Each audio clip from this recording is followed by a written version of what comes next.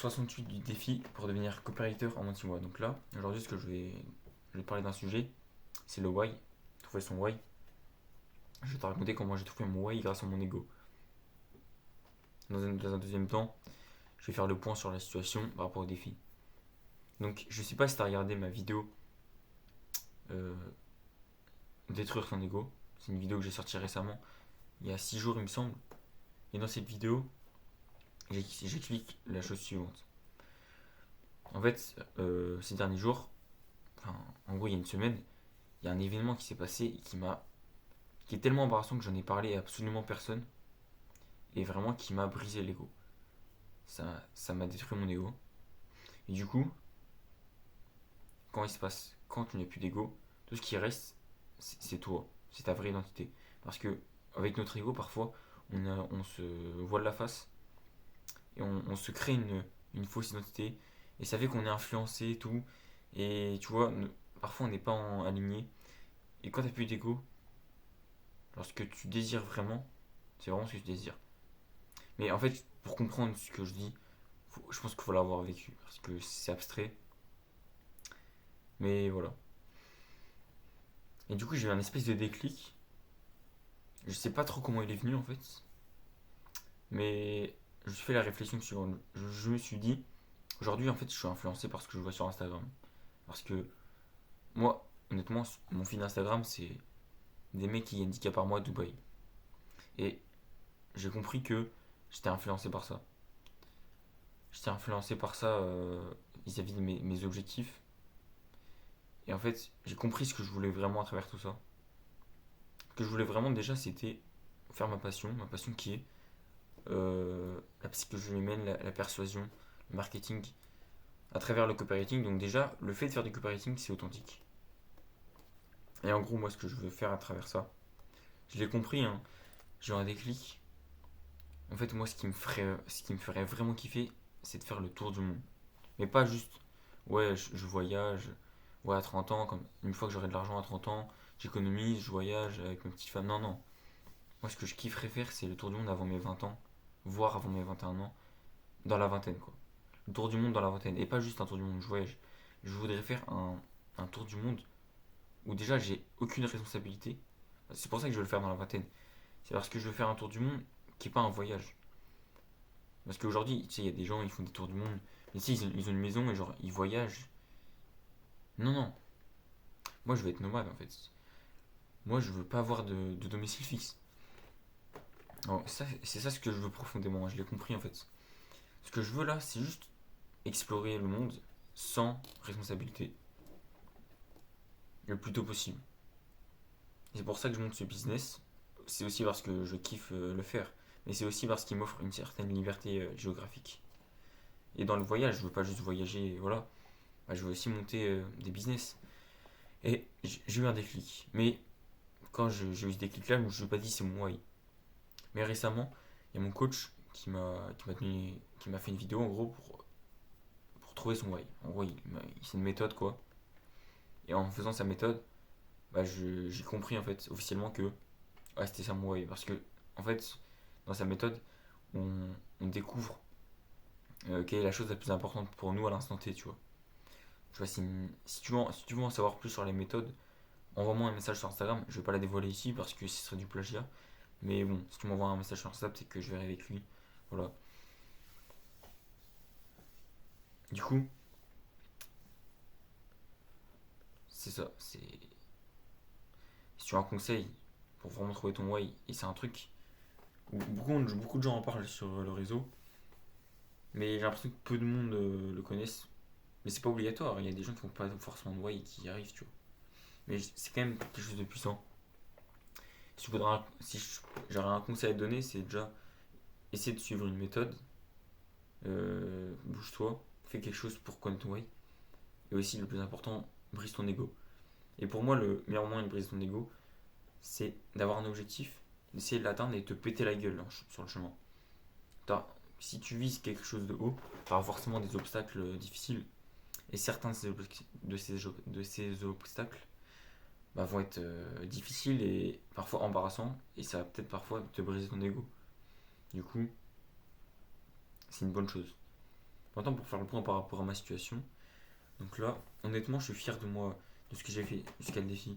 Parce que là, j'ai des opportunités à moi, mais ces derniers temps, psychologiquement, c'est dur, tu vois. Surtout ces 2 derniers jours. En fait, je sens que, tu vois, j'ai toujours la motivation. Ça, j'aurai toujours, c'est sûr. Mais j'ai l'impression que c'est mon corps qui lâche. J'ai l'impression que, pas forcément mon corps physique, mais surtout mon mental, en fait. Mon système nerveux, j'ai l'impression que je lâche. J'ai l'impression que je suis moins apte à supporter la douleur que, que je vais péter un câble, en fait. Que je vais perdre le contrôle de ma discipline et que, voilà. C'est ça que j'ai l'impression. Donc, en fait, c'est lié à la pression aussi que je me mets et la pression que j'ai aujourd'hui.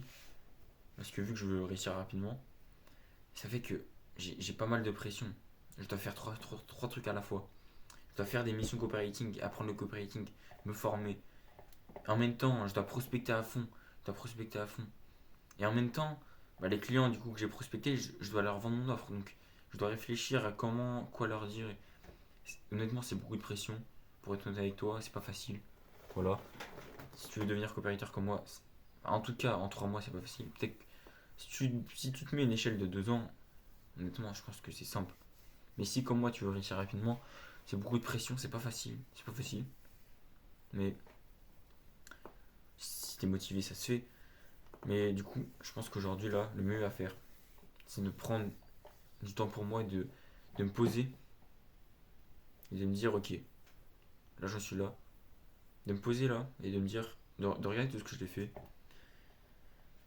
Et voilà quoi, de reposer un peu mon corps en fait, ma santé. Ma santé mentale surtout. Genre de me poser et de me dire, ok, un week-end en fait.